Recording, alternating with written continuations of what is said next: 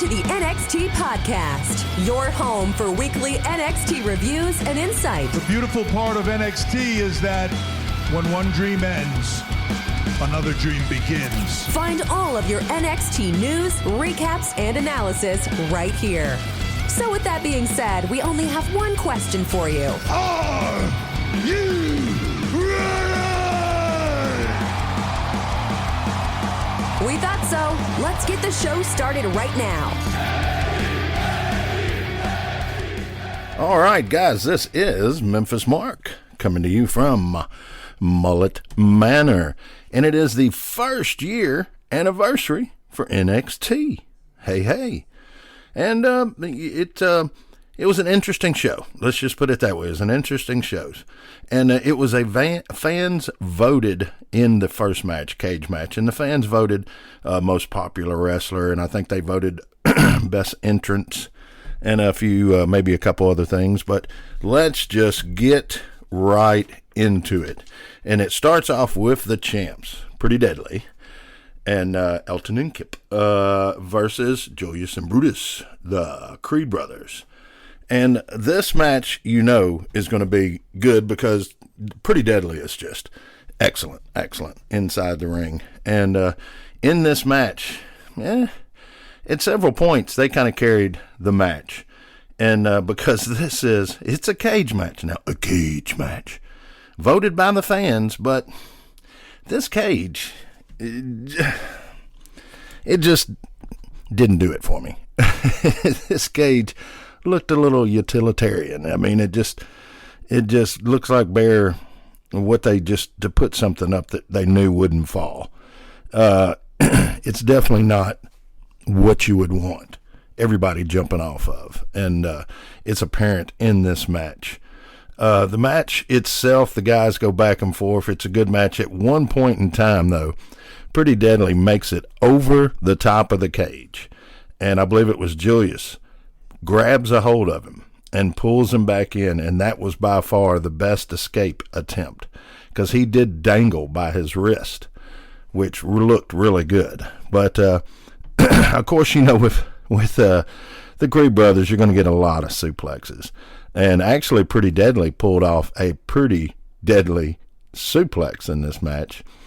And as I said, the match was pretty good. They go back and forth. It's just the whole cage deal just didn't work. And then Brutus, God bless his soul, he's just so freaking big and so cornbread fed type of kid. His legs are like as big as Iowa, and and of course Julius is getting more chiseled all the time. But man, these guys it's hard for some guys to look good with them in the ring because they're just so kind of stiff. But as I said, Brutus and Julius both do some spectacular things, off the ropes and everything else. And at one point in time, Julius lands a springboard move off of the top rope that is just amazing. So this is a good match. This is, I would say, let's think here. I would say this was a C match with the ring getting a D-. Okay? The ring is getting a D-. That's how bad it was. But Pretty Deadly ends up winning this match because of DK. And they're still building this with DK. And I understand. And DK is going to be good. He's going to be fine. But when he goes to put the handcuffs on, it is the most pathetic excuse. And then, of course, Julius has a good reaction afterwards, realizing, hey, I'm handcuffed. But the actual handcuffing process, I have seen this done several times. And this was by far the worst. And Brutus almost wins by himself at the end, but Pretty Deadly pulls it off with a pin and on Brutus, and that is the match. All right, from there, they go into some interesting little promos. And it's always, well, of course, after the match, they've got to have everybody out there with the belts. But they go into a promo where they've got Von Wagner, Wesley, and Joe Gacy. And they're deciding who is going to get a chance at the North American title. So it's fans voted, right? Okay, fans voted. So you got Big Von out there, and of course he storms off when he doesn't win. And Gacy looks really, really ticked that he didn't win. So that only leaves Wes. So Wes won, and he does a good little kind of, thanking promo, but Gacy, of course, wins again, and he looks the best in this. But he says that he has bigger things to do, and we'll see more about that in the end. Then we go into Lash Legend and Fallon Henley. And Lash is getting better and better every time I see her. I have to give her that. But I tell you what, Fallon is getting better too.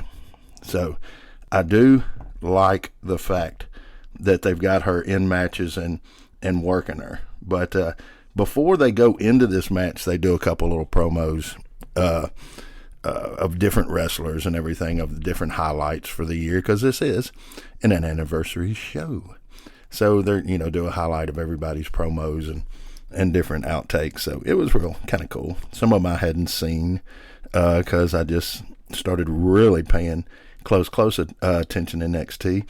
Of course, when I got a call from the big office up in upstate New York to come in here and try to see what we could do with the NXT show. So anyway, the promos are all good, but the Lash Legend Fallon match is a good match. It's back and forth. Lash looks pretty good. She looks like she's almost, if her timing was a little better, she's almost ready to be in some kind of storyline in the big leagues. So, we'll see how that goes. Her scissor kick that she tries to do a lot, eventually they will let her have that, and once she does, she'll do good. But Fallon did a really good bulldog off of her, and then a kick to the head, and pretty much that was it. Lash was gone.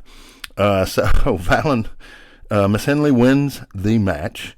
And I'm happy with that. The results of that match, I'll say that match is, let's give it a C plus maybe. Let's see. Now, with that being said about the match, I do have to add that they go straight out with one of the cancer patients for their campaign that they're doing. And I have to commend Connor Cures, I believe it is, and I have to commend Stephanie McMahon with carrying this on and taking this project to higher levels. So that's really good. It's really good. And they give some kids a chance in front of the lens there and get them a little camera time. So that's never a bad thing. Okay, after Miss Henley wins the match and she celebrates with a Connor Cures patient, we go into a promo with Leon and Ferez and Big Sangha. And pretty much they find out that one of the ladies has got a ruptured tendon or something, but she's going to be out about 6 to 9 months. So she's upset, her partner's upset, and they're trying to let her partner know that, hey, you can do this now. It's your time for a single shot. And, of course, Big Sangha, he's giving that dropping knowledge bombs on him. But then Von Wagner and Mr. Stone come up, and that's not appreciated in this particular situation. They're trying to solve a problem, and then Von Wagner's mad he didn't get the chance at the North American title, so Sangha has to kind of set him straight. And Sangha, look, Von Wagner is a big old guy. He's a big old guy, but Sangha made him look very normal size, so after that you've got Briggs and Jensen and Henley out there celebrating, and then they run into Toxic Attraction. And, of course, one of those boys gets a little tongue-tied, and he might have said a word about a body part by accident. And, of course, if that was a slip, I kind of think it might have been, it was really good. The girls played it off extremely well. And then, of course, Miss Henley has to let him know Mandy can't talk that way to her friend, and there is a match for next week. All right. Well, Then of course, you got to have some more Toxic Attraction. After that, they do another promo, and then, of course, they have to do a Cora Jade promo, and then you have to have a Wendy Chu promo, and then, of course, by then, you know what's about to happen. It's what the wrestling world has been waiting for. Are we ready for it? Are we ready? Are we really ready? Well, it is time for Quincy Elliott and his super scooter. That's right. He rolls up there into the Orlando studios on his scooter and gets off, and then comes out in his match after the break in an outfit befitting him. Yeah, Quincy Elliott. Super scooter. Super diva. And he's fighting a jabroni, and from parts unknown. And, of course, I keep having to kind of venture back to another wrestler that he may be taking a little off of. I don't know if anybody remembers a wrestler named Goldust, but he was given a gimmick that he did not like. Some people thought it was insulting because he was, of course, Dusty Rhodes' son. But Dustin Rhodes took that role, and he personified a wrestler taking on a challenge. Because, man, he took on the role with his wife at the time, about Terry Reynolds. They really played it up around the WWE for several years. And it was a good run. And, of course, he's still doing cameos in it, and he can for the rest of his life. But not in the WWE anymore, because he, of course, is on the other side. But anyway, keep going, venturing back to Goldust in this match. But Quincy puts on a little show for us, and ends up doing a Rikishi kind of butt slam on him, and there you go. The super scooter, the super diva, Goldust wannabe? No. Quincy Elliott wins the match. And now that poor jabroni goes back to parts unknown. All right, so we got to, let me see what we got here. We got, after that, we go into a Cameron Grimes a promo where he's got a dilemma. He doesn't know what to do because he has a tag team shot, and he doesn't trust anyone. So he had turned down Gacy, of course, and then, of course, he turned down Tony D, and Tony D got a little ticked off about it. So that's who he's fighting, is Tony D and Stacks. So he's got to do the promo, and look, Cameron does a good promo. You can't say anything about that. To the moon! But he pretty much says that he can't trust anybody, so he's going to go and make this a handicap match. That's right, 2-on-1, Tony D and Stacks against Cameron Grimes. Well, how is that going to work out? Well, that's what we go into the next match to find out. And Tony D comes out in a very nice-looking Walmart. No, he comes out in his regular jumpsuit and or running suit, or 1979 somebody I saw in the corner back in Little Italy kind of suit with the hat. And of course Tony D's got his wife beater on, but we've got a match. It's going to be Cameron versus Stacks and Tony D, and surely this is going to be very bad for Cameron. But the match actually works out pretty good. He comes out with Stacks at first and kind of throws Stacks around and does pretty good. And then Tony D comes in there and starts laying the wood, starts throwing the big hands. And it's a good match. Now, Tony D is going to be fine. He's just getting his timing right and getting his time in the ring. You can definitely see that he's not just a straight out a freshman as far as that goes. But Cameron, is putting on a good show until Tony D puts his head into the turnbuckles and then off the ropes. Cameron has one more chance. He's about to backflip him over, and he tags Stacks, and there the butt whooping begins. So this goes on for several minutes, And as you can tell, or as you would think, with 2-on-1. And so finally, after seeing what's going on here, Gacy just cannot stand it anymore. So he is going to come out and help. And so he comes running out, and he, of course, with Dyad. He offers himself a tag. Cameron will not give him a tag.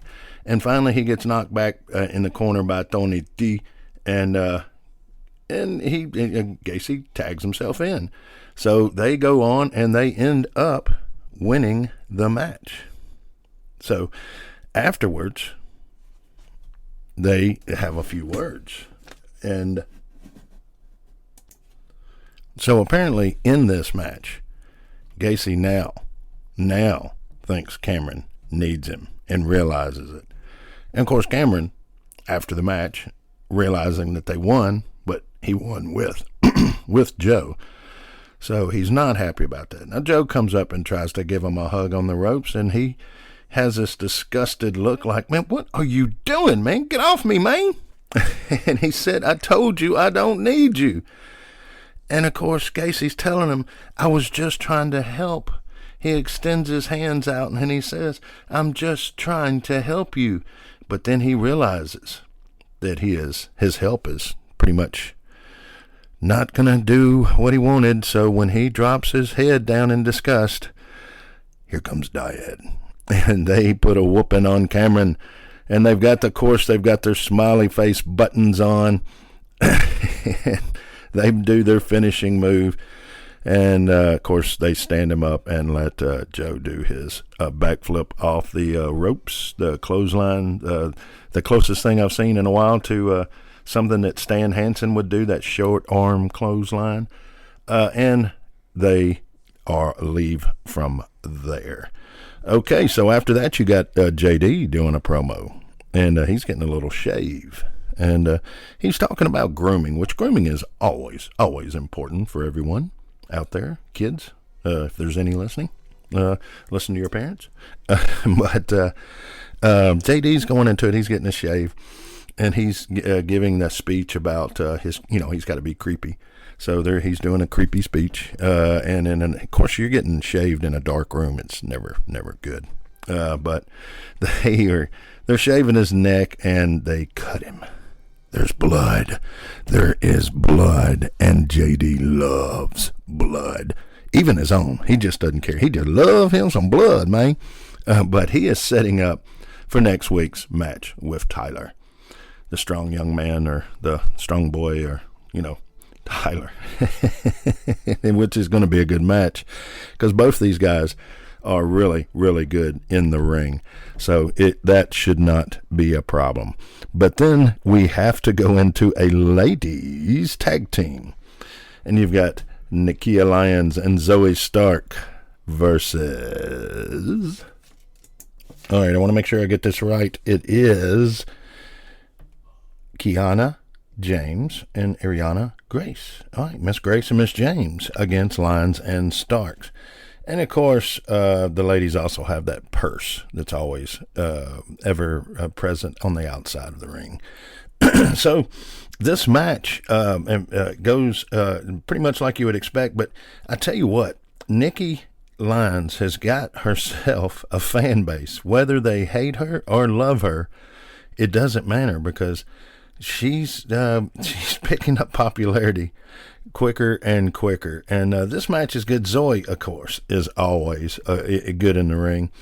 And after she was in some of these great promos that they were showing of a year past and everything, of course, she had an injury and she's just coming back. And they're building her up. They gave her that big push at first and then got her name back out there, and now she's carrying on. But this was a good match, starting off with some good basics with headlocks and everything else. And these ladies fly around the ring very, very well. But, man, Nikita, she trying to bring up a Koloff reference. She has got some good punches. And she's good in the ring. It's just her interviews can be a little, how should I put it, a little Lacey Evans-ish. But anyway, this is a good match. And both of these, all four of these ladies are excellent are getting to be excellent in the ring. Miss Lyons with a couple of kick-ups. It looked really good. The whole match was good. And it was, you know what, to tell you the truth, it was a little bit of more of an entertaining match than some of the others, to be totally honest. But anyway, they were able to take this match through a break, and you've got to, that's never easy. Knowing that, hey, you've got to keep this going while they're in commercial. But the ladies do a good job. They come out with Miss Lyons and Miss Stark winning, and did not see anything wrong with this match. I would have to give it a C+, maybe even a B-. Hey, that's not a bad. But after Tyler's promo and JD's promo and then this match, they have to go into Hank the security guard. Everybody wants Hank the security guard to win. They have slowly built his popularity up with Javi the Body, and he does pretty good in the match as far as carrying the match for a while, because Big Hank is not the most nimble person, but building this storyline up. And look, first of all, Wade makes a comment pretty much to the point that a lot of times the younger wrestlers, they help out on security. So that was his his way of saying that Hank the security guard doesn't have a chance because he just doesn't have he's a developmental talent, is I believe the words he used. But Hank does pretty good in the match, and Big Body Javi, he's coming out wanting to show everybody, get that camera time, and he does good on the camera. He's got his good little cool entrance and everything, but it's how do you counteract everybody in the arena wanting an underdog to win? Because he did insult a lady last month, and that is where the whole thing started with, he called him a jerk pretty much. And so they've built this up slowly. But Hank has been slowly, if they're doing the promos where they're showing as it progresses. And Hank's been working out a little bit. You can tell from the start to the end. But look, if you remember right, who gets their butt whooped the worst of any of the wrestlers out there? It's the security guards when they come out to try to separate them. And it's almost as bad as, like when a wrestler's going for a tag, they become a praying mantis or something. They just can barely move to stretch out to get that tag. Well, Hank has built himself up a legend, and they personified it tonight with this match. And, as I said, Hank did pretty good in this match, couple good moves. And Hank wins the match, so that was the bigger deal. And like I said, with the editing and everything that the WWE does, the promos that they did tonight for the anniversary, the recaps and everything, they were great. And, oh, yeah, there was a sign that they had out for Hank the security guard, Hank 316. Oh, man. So, I can't remember if it was before this match or after this match. Wesley is supposed to fight Carmelo Hayes. And so that's going to be your main event for this show. So then what happens? Wesley has to get a whooping, and they put a whooping on him. And so they're thinking that they're not going to have anybody to fight. So they're pretty happy. Trick's out on the mic talking all this, talking about being they're too good to be humble and all this good stuff. And then someone shows up. Who could it be? Solo Sikoa. It is one of the Usos. The Usos. He is now an official member of the Bloodline. So what does the Bloodline got? What does everybody got in the Bloodline? A belt. Everybody's got a belt. So Solo doesn't have a belt. See where this is going? Maybe. See? Maybe. Possibly. But a good match. Man, these guys, Solo comes out, and of course he's dominant. And they've got to bring Trick into this, so with Trick, he does one little move because Solo's got a knee brace on.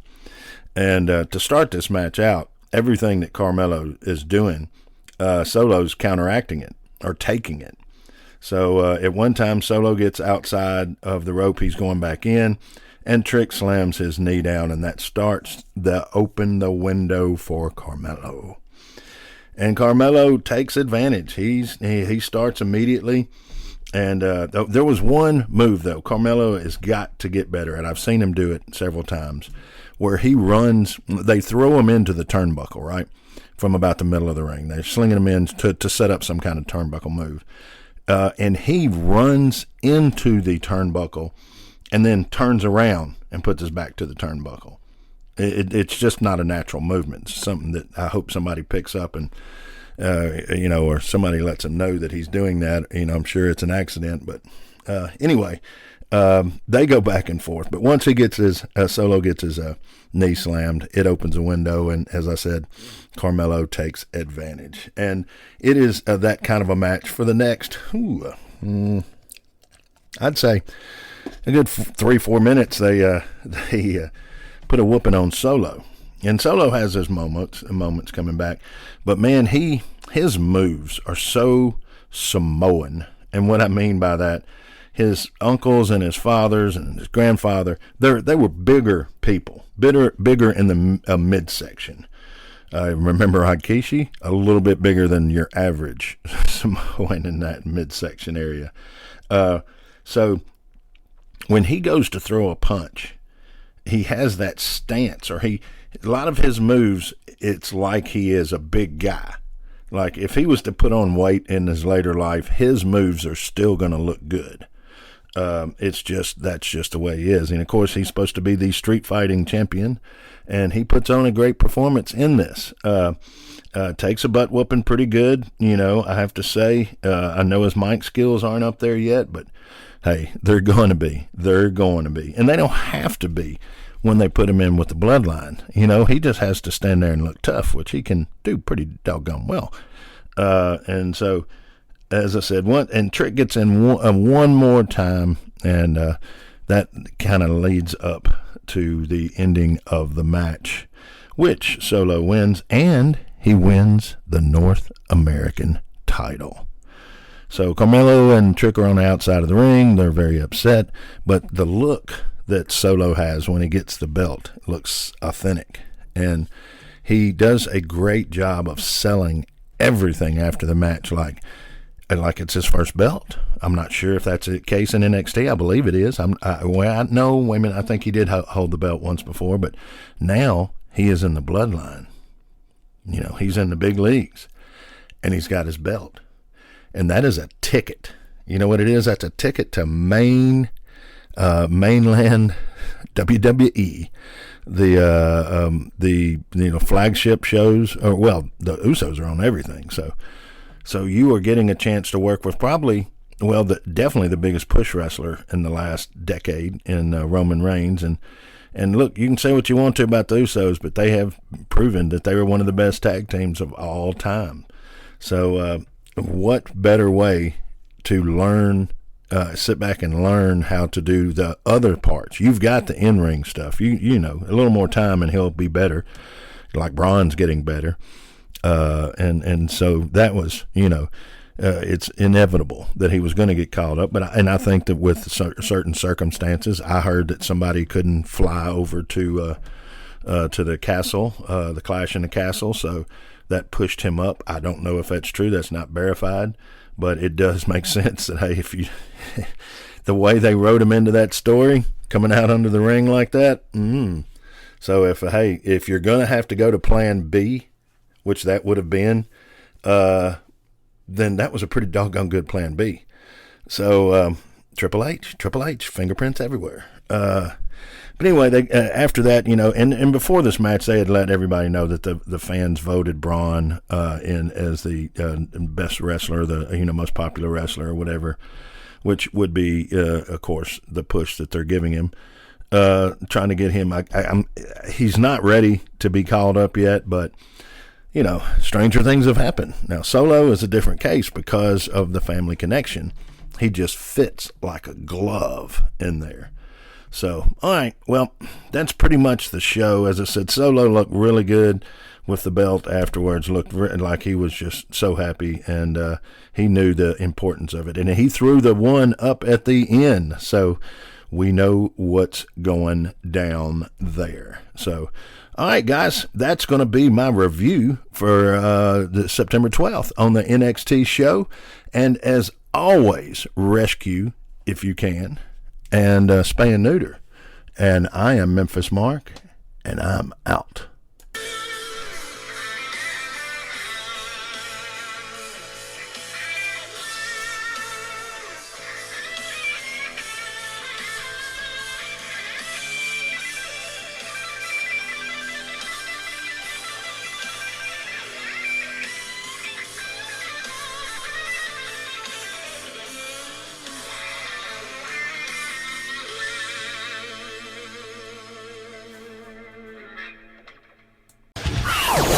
Thanks for listening to the WWE Podcast. Don't forget to subscribe on your favorite podcast app so you don't miss a show, or head to WWEpodcast.com.